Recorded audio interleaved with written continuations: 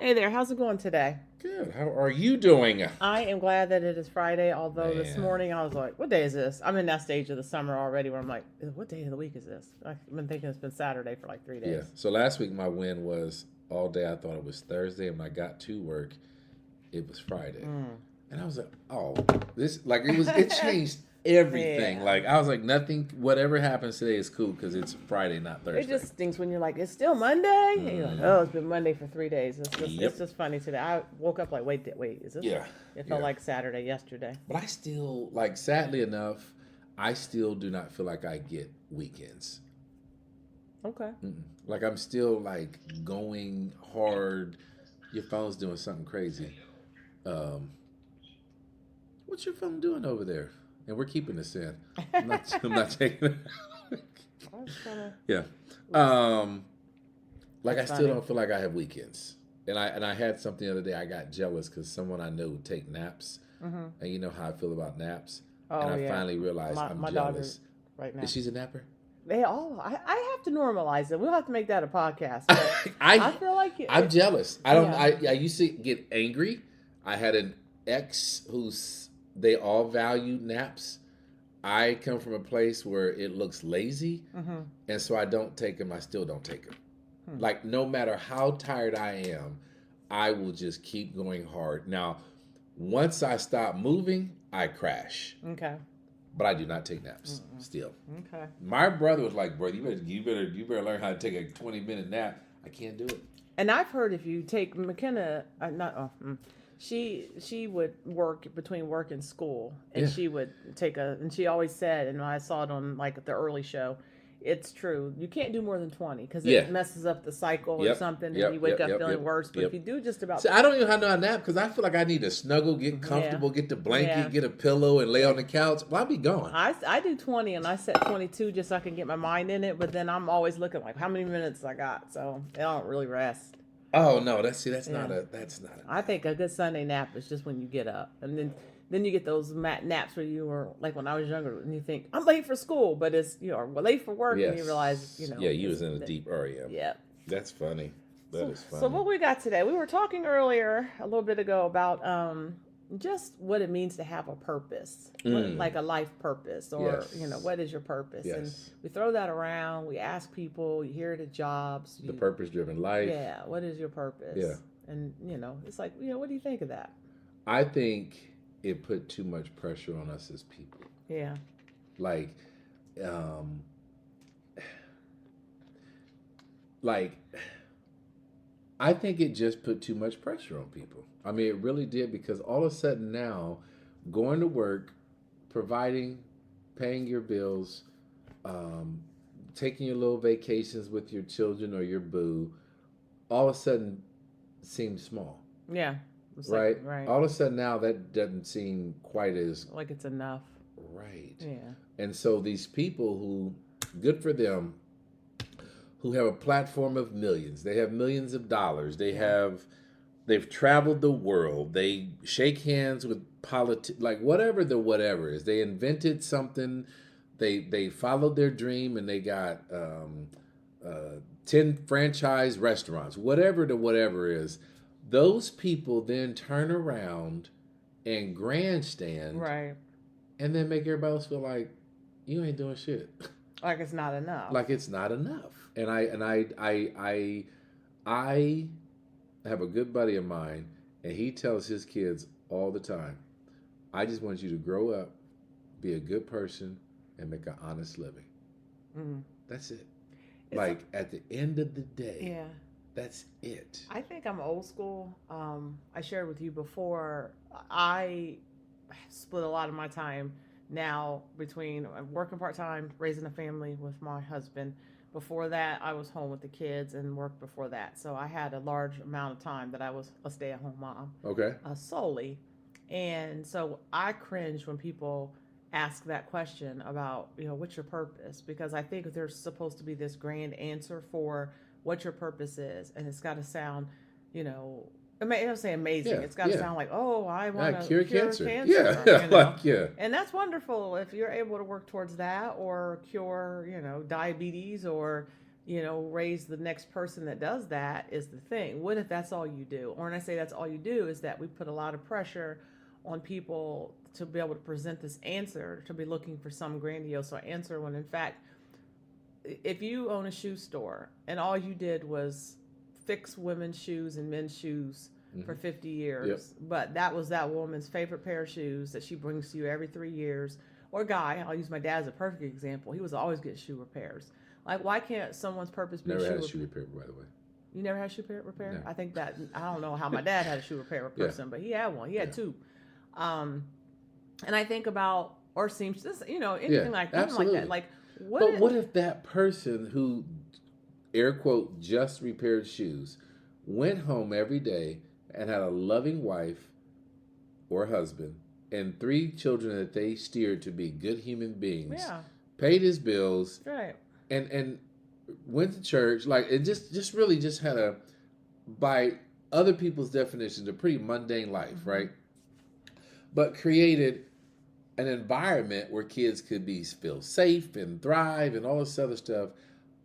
Isn't that pretty damn good? Well, it's funny you say. Yes, I think it's amazing because purpose is in the eye of the beholder. Right. And so I can think of times I had extended family members outside my home that were always in this space of like, I just wish, XYZ knew their potential. And I'm like, who are you to decide what their potential is? Man. Like, you can't make that decision for someone else. You can't go, I think you're capable of so much more. I think it's arrogant for someone to decide for someone else what their abilities are, what the potential is, and what if they're somehow missing out on something. And I know I look back at my mother's life. Now, there were certain things about her existence married that I would have liked different for her. If you know anything about me and our dynamic, there were some struggles there. But who she was as a person and what she delivered every day and how she raised her family. A saint. Oh, yeah. I mean, honestly, a I saint. don't think anyone ever, I don't know. I guess that's the point I'm making. Like, who are we to decide and how do you validate it? I don't know how you validate your purpose in a space of saying, this is what I think works for me. This is what I think God told me to do. Right. And maybe for me, it's staying at home. For someone else, it's fixing shoes. Somebody else is a gardener. My mom would tell you, I'm just a mom. And I swear she was like, that's it. My mother was like, I'm not traveling internationally. I don't have jewelry. I don't have expensive anything. She would say, I am just a mom. Mm. And I used to be like, well, you gotta be more than that. No, my mom would ride that a little too hard at 6 years old with grown kids, and she'd be like, well, I'm a single mom. I'm like, no, you're not. Like, I have my own children. You're not. But she would just say, I raised 3 boys into men. Yeah. And I think that's a pretty significant thing to do. When you look at people who we know over the years who look like someone failed them on the parenting scale, you'd be like, do you? It's a feat. Yes. And now that I'm a dad, I'm like, hats off. Right, quietly, even there are moments, and I know our kids like just empty the dishwasher. We don't let the dishes sit in the sink. Yeah. But when you raise people that aren't little a-holes, or you raise people that are significantly aware of their space on the planet and they contribute to the planet instead of taking away from the planet. Yes. I don't know why, if your purpose is being a mother, why that isn't enough. Yeah. It's enough that you are raising people that will one day walk out into the world and exist in the space, and they will add to it or they will take away from it. And if you are raising a child or raising several children and they manage to exist in a space where they can, at least if they add to it, they ain't taking anything away. Yeah. And that's adding to it. Right. If you're in a space that you are living in your space, if you are caring and loving for someone else at all, like, why don't we create a space that if someone says... This just popped in my head, okay. And I hate to interrupt you. We've lived in a society where we love to celebrate and have awards. Mm. It starts with Hollywood. Mm-hmm. I mean, you go from the Oscars, the Tonys, the Grammys, right? Yeah. So all these people are always celebrating themselves. Mm-hmm. And we sit back and watch, and then what happens is, oh my God, I slept in my car for 7 years and I followed my dream, right? Yeah. Good for you. Like, good for you. maybe I don't want to sleep in my car. No. Right. And No. at some point in time of your 5 years sleeping in your car, someone may have thought, what a failure. Sure. Right. Yeah. But if that's your journey, good for you. Right. But then don't then turn around because you got notoriety and say, oh man, there's so much more to life than just being a mom. Oh yeah. Or there's so much more to life than just being a trash man. Right. My buddy, I'll give him credit, John Branham, said to me, I hope I'm not stealing his thunder, but he said he was working on something. He said, show me in the Bible where a high value man equals money. No. Oh, you answered that quick. Mm-mm. He was like, how can you be a woman of God and say, I want a high value man, and meaning a man making X, Y, and Z? He goes, that's not in the Bible. Yeah. No. And you know what? And I should not have said that. Like I could go through Matthew such and such. Yeah. But I would agree with him in that. And I think, we already he was like, where have we gotten lost that we now believe if he makes X, Y, and Z, this man self-grandizing will consider himself a high value man. Yeah. But what we all were growing up and learned, values, principles, how you treat your neighbor, how you treat your spouse, how you treat your children, right? Yeah. Those are the things that I believe are the purpose. Right. Did you get up and go to work every day? Yeah. Right. Like, right. I don't care where you work, a factory. Right. Right. So how come now we now define and so it's almost contradictory to then say, well, I want a man who's a God-fearing man, but I want him to be 6'1", make six figures, and have a six-pack. Right. Right. No, you're nowhere did that book describe that man. No. Nope. No. And I think, and I don't know, I'm always about what society does and what becomes a societal norm. We base success on materialistic things. Yep. And I don't know if we plug in divorce rates and all that again, how much of that we talked about in our last podcast about happiness and what it takes to be happy. And maybe that's the thing is polling people to say, what makes you happy? What do you consider? How about my youngest who entered the workforce right after high school, makes a very, very good income, has a very nice car, has a rental property, and told me over the weekend he feels he's behind the 8 ball. That's terrible. And I was like, how is that possible? You know what's funny? He said, well, there's people on YouTube making $10,000. I was like, stop. Just stop. Yeah, that's not normal.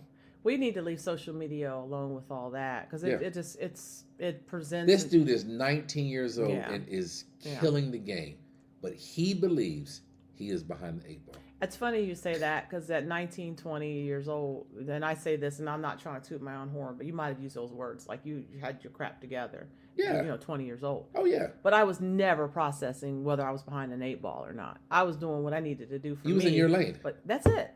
It never would have occurred to me. You did not look over here and go, oh man, she's driving or she lives and No, at all. I can promise you I was never doing that. I was in Dayton and we were discussing there's a board and they're putting together to build houses and remodel houses, yada, yada, yada. And one of the discussions was that I said, so does every house that we build have to have 2 bathrooms and a first floor laundry? And the whole discussion turned into what can you afford? Yeah. Right? And I was like, my first house was $52,000. Yeah. It was a 3-bedroom, 1-bath house. Yeah. That was it. Right. I grew up in right? Yeah. So, but somehow along the way, and I said, okay, listen, let's say you have a mother and a father with 1 kid, or a mom and 2 kids who wants to buy her first house. She can't afford that house. You can't afford 3-2 with a 2-car attached garage. No. You can't afford it. No. That's not a starter house. No. They looked at me like I was crazy when I was like, why are y'all trying to build houses and this is supposed to be affordable houses, Well, that's no longer affordable. No. Why can't they live in a 2-bedroom, 1-bath house with an 8-year-old and a 5-year-old, Right. and they buy it for $60, $70, or $99,000? I think even the adults are wanting different than maybe how they grew up. They want their own bathroom. They want their own. Oh, I want a 3-car garage. Yeah. Like, I Right. mean, I didn't have a garage growing Right. up, but I mean, what I'm saying is like somehow along the way, these eyeballs and materialism and YouTube and social media, like Yeah. you said, in the grand scheme of things, has got people feeling worse about just having a normal freaking life. Yeah. Like, Right. just I go to work, Hmm. I enjoy my spouse, I play with my children, Yeah. we eat dinner, and we talk. Right. Right. That's it. That's it. Like, where are you going on vacation? I mean, someone asked me today at Meyer, what are you guys doing for the summer? I'm like, nowhere. no. Well, we are, but it was an odd question. I didn't answer. No, where it we were becomes going. because it becomes well, let me one up you. You're Yeah. not going into Dubai, or No, you're right, not like right. But I was like, that's an odd question. I mean, I don't know. Even if I don't know, I can't think of a. Well, what are you doing this summer? Or do you think exciting this summer? I'm like, not really. right. You know No, why? But why are you no. asking? It was just weird. No, And I was like, we all no. have. We, But my bank account's okay. yeah. But no. When we go to a party, you go to Christmas gathering, you meet people. Guys do this especially, but women do it too. But guys, what's the first question a guy will ask a guy when he meets him? What do you do? What do you do? And I won't answer it.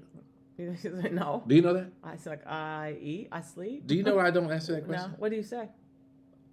This is what happens. I say I'm just out here on the grind. Okay. And people say, well, what do you do? Oh. And I'll say, whatever I can to make money. Right?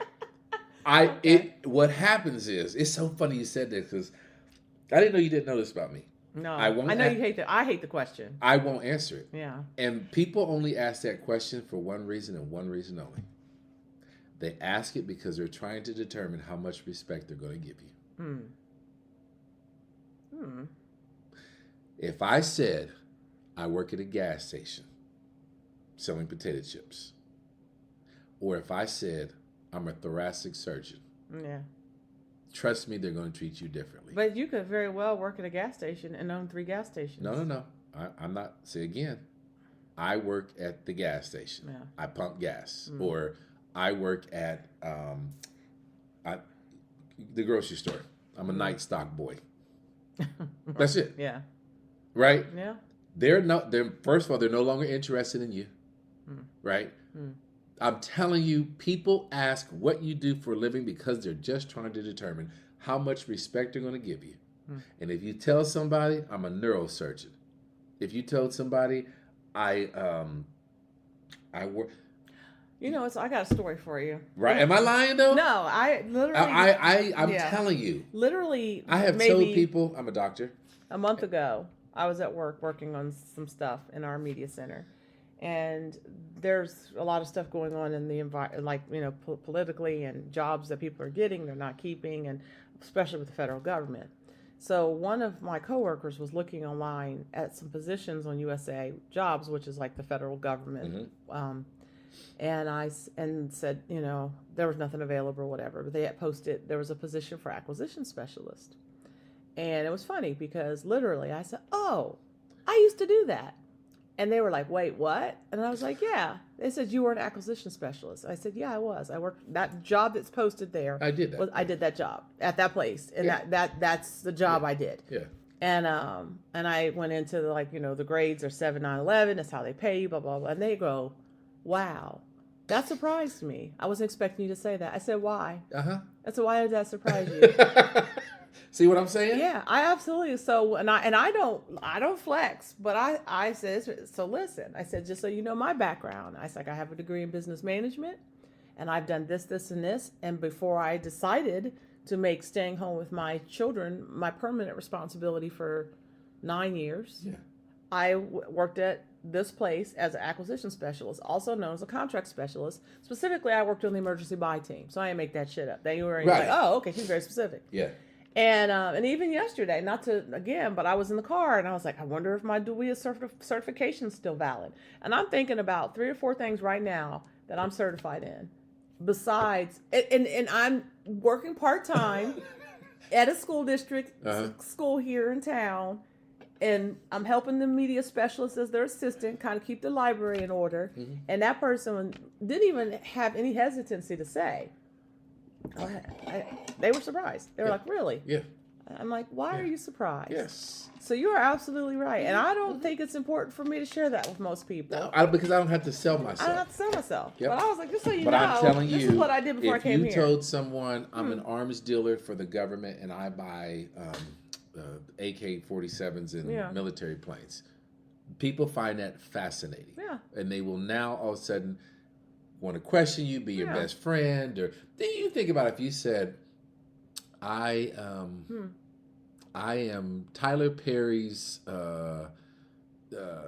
I find real estate for Tyler Perry, or for movie stars, Yeah. or for rich people, whatever. Yeah, what do? People call me and I look for land, Yeah. and I help them build their homes. That is far more respectful or fascinating to someone else than you just say, I work at the bookstore. Yeah. That's it. So I don't answer the question. And I'm telling you, 3 questions in, and I've learned how to dance around it. And I said, listen, what I do is both legal and moral. Mm-hmm. But I make money. That is how I It's answer that interesting question. to me because one person, even working for Tyler Perry, could just say, I'm a Tyler Perry assistant and have no idea the scope of that. Mhm. Like, literally, you could be their right-hand man making $1 million a year. Yeah. Yeah. Like, you could be helping him write screenplays. Right. But that's why, so back to that, the whole thing about the purpose is, I believe you just do a job and you do it, you're good at it, or if it pays the bills, does it matter? Because you and I share at least that one. I don't care what I do for a living. Mm-mm. I absolutely could care less, as long as it provides me the money to have the lifestyle that I want. Yeah. Period, point blank. Right. And that lifestyle then is, my mother and I went round and round for a long time because I wanted to be able to buy my kids cars when they were 16. Yeah. I wanted to pay for braces. I wanted Right. Be able to to have say- good yeah. vacations. So Dad has done a lot. Check. Yeah, Right. absolutely. Check. But it's not glamorous. It hasn't been pretty. Yeah. All the jobs I've ever done, but I think at the end of the day, for my family, I did what I had to do. It's funny because you can still quantify that with your purpose in taking care of your family to a check, to a job. I stayed home with my Yeah. children and raised a family. How do you quantify that? I know how you quantify Well, that. you just go, I have really good human beings Yeah, I've raised. but you would be amazed at how many people are like, "Oh, okay, well, what's your purpose now?" I'm like, "This is my purpose." I could tell you at age 10 that I saw the vision, maybe of a few more children, but I absolutely knew at 10 that I wanted to be someone's mother. Like, some people are like, "Oh, my wedding dress was," Yeah. I just knew. And so when there was no surprise with any of this journey for me, except maybe the being at home part. I didn't know at 10 that I was Yeah. going to stay home with my Yeah. kids. But I absolutely believe that I've caught that. Well, you're just a stay-at-home mom, or I know you just stay home, and what? Create Yep. humans Yep. that add to the world and don't take away from the world, which is a pretty big thing. Yep. And Yep. it doesn't have a check. I know they're always joking about this is what a stay-at-home mom would make if she were paid something, and it's some astronomical amount of money It's about because 180,000 a you're in year. a space where you don't turn off and on because Yeah. when you're home, whether it's 8 a.m. I or saw 8 that. p.m. I saw the numbers. It was like 180 And a I was year. just like, but you know what? You get paid in, job well done. I believe spiritually, right? I believe God is pleased with what I'm trying to do. I'm trying to do my best. It's not an easy job, but I think we still try to place the burden, or not even your burden, someone else's burden of what they think you should be doing by Yep. asking you, what's Yep. your purpose? Yep. My purpose. So stop asking So people. stop asking people that crap. Yeah. What's your purpose? Yes. Was it to get on my nerves today? Yeah. Well, You know? because you succeeded. Yeah. Yeah, right. yeah. Right. But no, I really do believe we should. I mean, as the takeaway from this, I hope is stop beating yourself up for some grand. I mean, if you got an idea, go for it. If you have a vision, run with it. But at the end of the day, I just think if you're just trying to be a good human being and have your walk on this thing called life, that's enough. It's not. Yeah. That's enough. You don't have to Like, you look meet at, someone else's like, expectation. I'll say this, and it's a whole nother conversation. But I think that's why our suicide rates are so high. Absolutely. There's so much pressure. Too much pressure. And they put way more pressure on these kids in school, Yep. even in school. Way And too I much tell pressure. all my kids in 8th grade, you don't need to know what you need to know right now about what to do with your life. It's going to change 3 or 4 times. Remember we got into that? Yeah. And I tell people, stop asking my kids what they want to do What when do they you grow want to do when up. you grow up? I don't know. Yeah. I'm I like, don't know dude, yet. we didn't know. We didn't know. So I And- used to always say, just say, I don't know, I got time. No. And I would always tell my kids, when people ask you that question, just say, I have no idea. I got plenty If of time. people saw my resume, and I think everything I did was of value, I did a good job at everything that I did over the years when I worked outside the home. But I have all kinds of career experiences. Yep. And I will. So do I. So, and it's okay. Yeah. It is okay. Yeah. It looks aloof to some people, but I tell everybody, I did what I had to do for the sake of my family. Well, and I just felt like this is where God wanted me right now, and that's where I was. Yeah. That's how I look at it. Because there were certainly some periods where I didn't have children and responsibilities, and yet when I was working at the City of Columbus, I still bounced around in 3 different departments before I left there. It was time, whatever the motivation was in the moment. But I will tell you, I didn't let my job or my career run my show. And I'm not, for the record, I am not judging people out there who feel differently than that. We are not coming at you or gunning at you saying, if you have a purpose or if your life goal is to God be bless CEO you. of something, that is what you're doing. What we are saying is stop pulling what's your purpose on other people. Like you have any personal business or stake in the game on that person's journey to be who they authentically are. Let them be who they are. Do you know, I had to write this down. I used to always say this, and I started saying it again. You alone are enough. Yeah, that's it. Like, that's it. That's it. Like you being here, That's it. alive. That's it. That's enough. That's it. I think that's a great way to end our show is to Yep. say you alone, you out there, our podcast listeners, you alone are enough. Don't let anybody tell you differently. You are enough. Yep. We ready to wrap it up? Mm-hmm. We good? Yes, it is. All right. You guys take care. Have a great one. Till the next time.